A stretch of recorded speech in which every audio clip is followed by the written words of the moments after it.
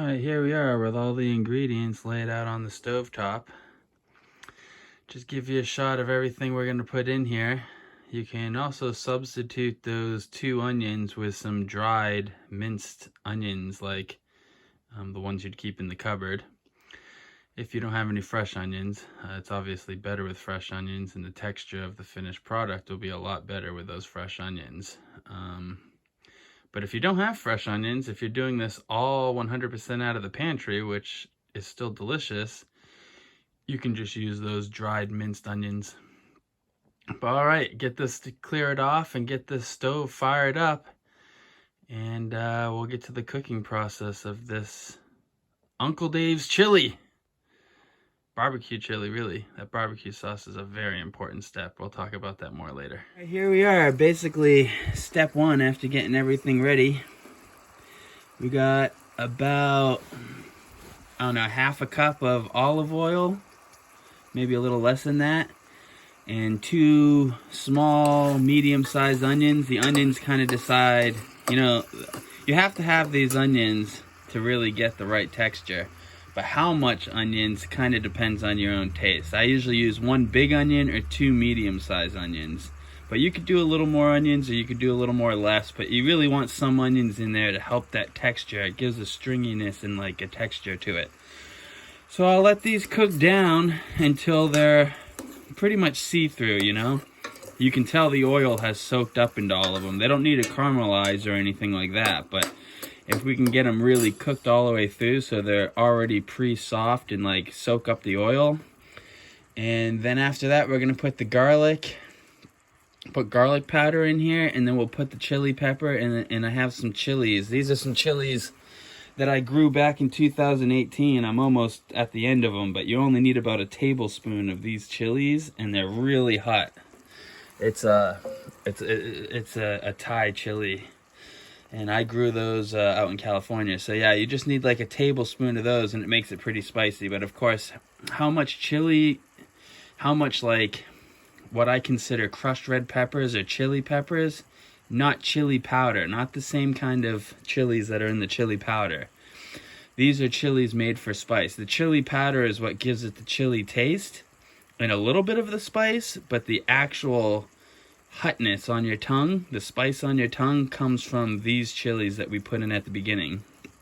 And I use a Thai pepper and I use some crushed red peppers, all dry. So yeah, we'll let these cook down, and then I'll bring you back when we're adding those next steps, and then we start adding all the canned goods. And then we'll let it cook down for about 4 to 6 hours, depending on how long the stove's going and everything. But longer you cook it down, more it becomes one texture, the beans will start breaking down and everything. But we'll talk about that more when we're further along in the process. Uncle Dave's chili. Can't wait. I love when the stove's running. This is a meal that I only make when the stove's running, because I don't have a crock pot and I can't run the gas all day to cook it. All right. So now the onions are all cooked down. Try to have some light on here for you guys. I don't have good light in the cabin here.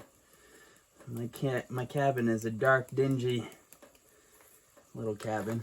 No power, so. All solar. I have a solar light over here, but it's not close enough to this. So I put like probably 2-3 tablespoons of garlic powder, and then just a good shake of these crushed peppers, which is just some regular red crushed peppers you put on pizza or something. And then I've got my special peppers, these right here. But oh man, they smell so good as soon as you open it. But literally, that's probably too much. You really only want 1 tablespoon. Whatever, we'll keep them. But that amount I just put in there is probably close to too much, because those peppers, those Thai peppers I grew are some of the hottest peppers I've ever had, and you only need about a tablespoon of them for this whole pot, and it will make this pot, sometimes it'll make this pot too spicy to eat. And I'm going to tell you this too, you can put these in at any time. If you put the peppers in later, it won't be quite as spicy, but if you put them in while you have the hot oil here, and you're working the hot oil in the onions with the peppers, that hot oil will actually seep into the pepper and kind of release all that hotness, the capsaicin or whatever they call it. So that's why I put them in right here. I put them in and mix them up for a couple minutes and let the garlic cook a little bit in that hot oil. But not too long, or you'll get too much of the spice out of those peppers. But I like putting the peppers for the spice in the oil, so then it spreads out and it's really even and you really get a good spice. I make your nose run a little bit. I like things a little bit spicy. That little bit of spiciness is what really does it for me. So now that this is cooked, since it's garlic powder, you don't really got to cook it that long. If it was minced garlic, I'd probably cook it a little bit longer and let that garlic break down. But that garlic powder and that hot oil pretty much does its thing immediately. Oh yeah, I can smell the peppers. Once you can smell the peppers in that oil, then it's been long enough. You can start adding the cans. So the first can I add is always this crushed tomatoes, which it doesn't matter the brand, but I don't use crushed tomatoes that has anything in it. So this doesn't have oregano or anything like that in it. So now I mix that up with that first can of tomatoes. And then I usually let that go for a couple minutes and just let that can of tomatoes warm up. And then I also have a can of diced tomatoes in tomato juice. Plain, nothing in it. Walmart brand, but it doesn't matter what brand. This is just the cheapest stuff in the Walmart. It's the closest thing I have for shopping. So now that all the tomatoes are in here, I'm going to let this just cook for a couple minutes just until it's a little warm, because if you put everything in at once, it takes a long time for it to get up to temperature and start cooking. So I'll let this tomato get up to temperature first and kind of soak in this onions and all these peppers. And depending on how long it's going to cook, all the beans that I use, I drain the juice from, except for the chili. I have one can of red beans that are in chili sauce. And since that's in the sauce, I just put that in there. But the black beans, I drain all the juice off of, all the water that's on top of the black beans. And then the corn that I add, I also usually drain the water off of. But if it's going to cook for more than 4 hours, if I'm going to go for a full 6 hours of cooking, then I'll leave the juice in one of the cans of corn and then dump it in. That way I have a little extra water in there, and then it has all the juices from the corn. Which I'm going to dump some of this. So I dumped about half of the water out of this can of corn, and we'll put that in there. And then the other can of corn, because there's 2 cans of corn, the other one I'll drain completely. And then that should give us just the right amount of water in there for this to cook down for 6 hours without getting too dry and pasty. All right. So I'm going to let that warm up for a couple more minutes, and then I'll bring you back when we're putting all the beans in. But I'm going to empty all the water out of the beans first. Okay, so this has had a chance to kind of warm up a little bit and get up to temp.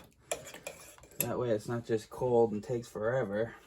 So we got the black beans. We've emptied all of the juices for the most part. Still going to be some juices in there, but just the bulk of them off the top of the can at least is gone. So that's 2 cans of black beans drained. And then 1 more can of corn completely drained. And then I got this. Chili beans is what Great Value calls it, or Walmart calls it, but it's red beans in chili sauce, which you could just do a can of red beans. You could just do a couple cans of chili, kidney beans, plain kidney beans. But Walmart makes these chili beans, and I find that they're really nice in this particular recipe.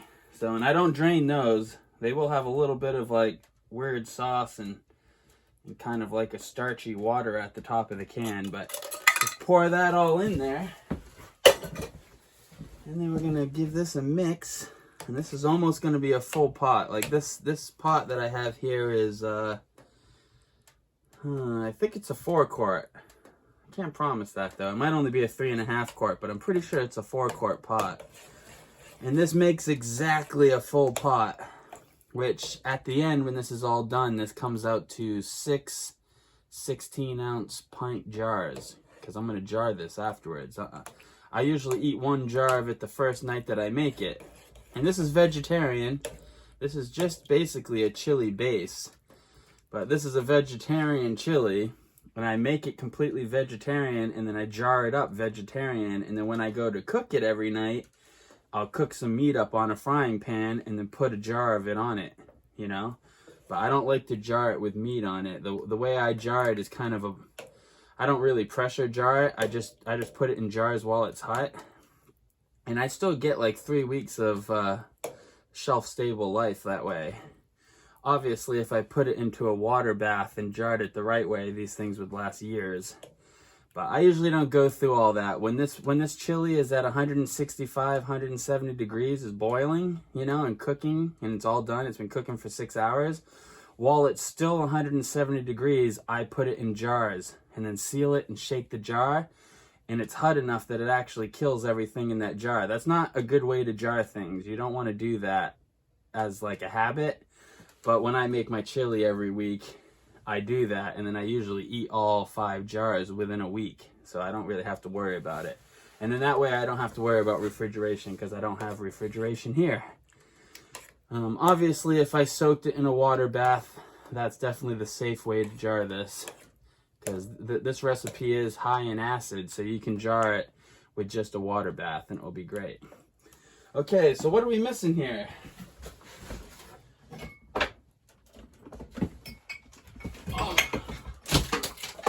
Well, the main thing we're missing here is the chili powder. Out of one of these containers, I'd probably get six batches of chili.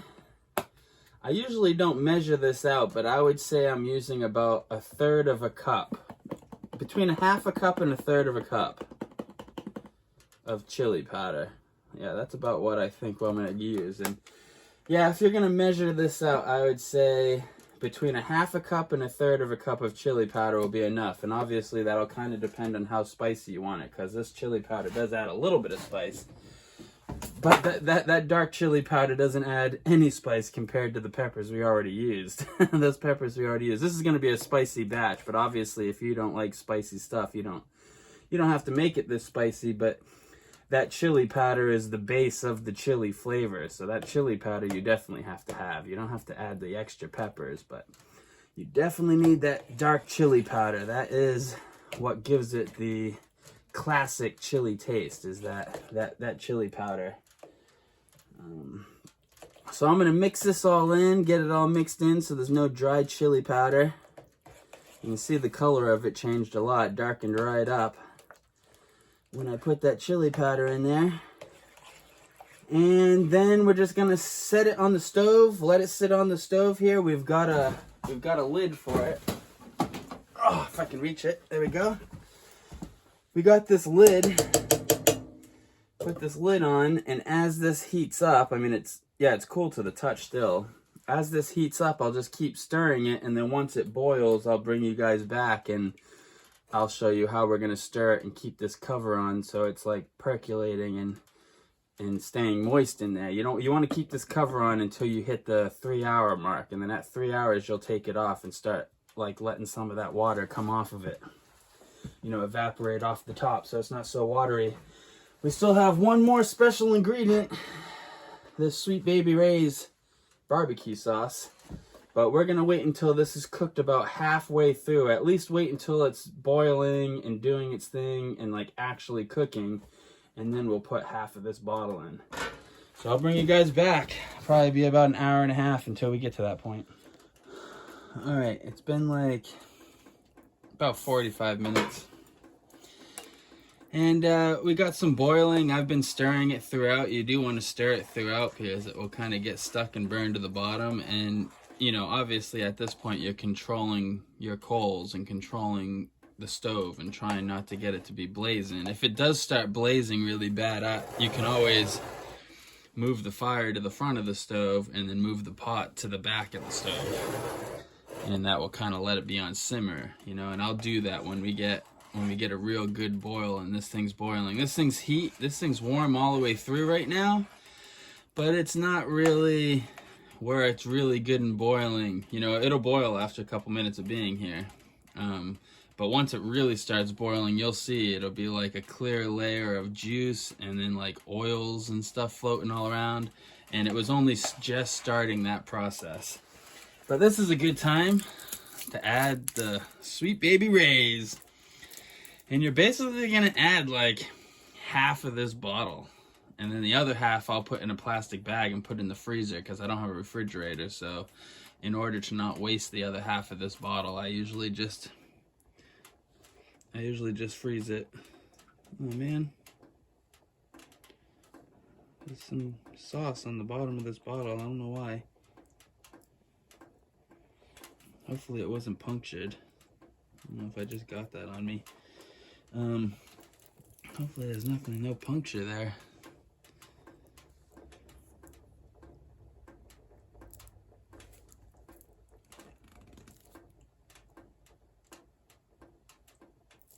Oh no, sorry, that got distracted. It looked like there was some barbecue sauce right there, and it looked like maybe the bottle had been punctured, and I didn't want to use a bottle that was punctured. I have another bottle. Anyways, we're gonna add this to the chili, and this is what gives this particular chili a real nice Southwest flavor, you know, like and it sweetens it up a lot too, because this is the hickory brown sugar, which is about perfect for this recipe. And this barbecue sauce, without the barbecue sauce, this particular recipe is kind of just a bland regular chili. But once you add this barbecue sauce, it's pretty much the perfect Southwestern chili base after that. And yeah, when you put it on chicken or put it with beef or put it with pork, whatever you put it with, it pretty much goes with everything, because that Southwest barbecue taste just comes out and pretty much makes this recipe. I mean, I won't make this recipe without the barbecue sauce pretty much anymore at all, because it's just so much better with the barbecue sauce. So now we just cover it, let it cook for another hour and a half, 2 hours, stirring regularly so it doesn't stick to the bottom. And I'll bring you guys back for the final jarring. I'll give you a look at it unstirred at the end, and then we'll stir it up and we'll jar up 5 jars, and then the rest of it, after the 5 jars are full, whatever's left over is what I'm going to eat in the next 24 hours. So there we go. Bring you guys back at the end. Okay, so she's not done, but I just stirred it. You can see there's a lot of oily slicks. That's a good sign. That's what you want looking, but it's still a lot looser. See, once you stir it, it'll feel all loose. You can see that it's loose and like kind of watery, you know? This is only about halfway done, and it won't be so loose. Like when it's done, you'll go to stir it and it will loosen up a little bit because it all settles after it's been cooking for a while. But when it's done, it won't really like loosen up so much, you know. It'll feel more like chili and not like a soup. So we're getting close. All right, here we are. That's rice on the back. It still needs a couple minutes. I probably shouldn't have pulled the cover off, but I wanted to take a picture before I get into this last segment. But see how there's like bubbles over here and it's all slick. There's even a little bit of a skin on there. Yeah, that's where we're at. You know, it's still pretty loose. I did end up keeping that extra can, that can of corn that we kept the water in. I probably didn't need to do that with this batch, because I only cooked it for about 4 hours. But it's getting warm in the cabin. The sun's out, so I gotta kill the stove here pretty quick. I don't want it to get over 80 degrees in the cabin. Get too hot in here all day. But it's pretty thick. I'm gonna let it cook for a little bit longer, but while it's loose like this, right before it's done. This is almost done, but I really like it to go for a little bit longer and thicken up a little bit more. But you don't want to jar it when it's that thick. So the 5 jars that I'm going to take out of this, I'm going to take out of it right now while it's set up like this. And I take jars. These are clean jars. They haven't been steamed or boiled or anything. They're just clean, you know. And then I fill her up. In this chili pot right now, this chili is at like 190 degrees. It's scorching hot, so you don't want to dump any of it on you. And of course, that was a little too much. There we go.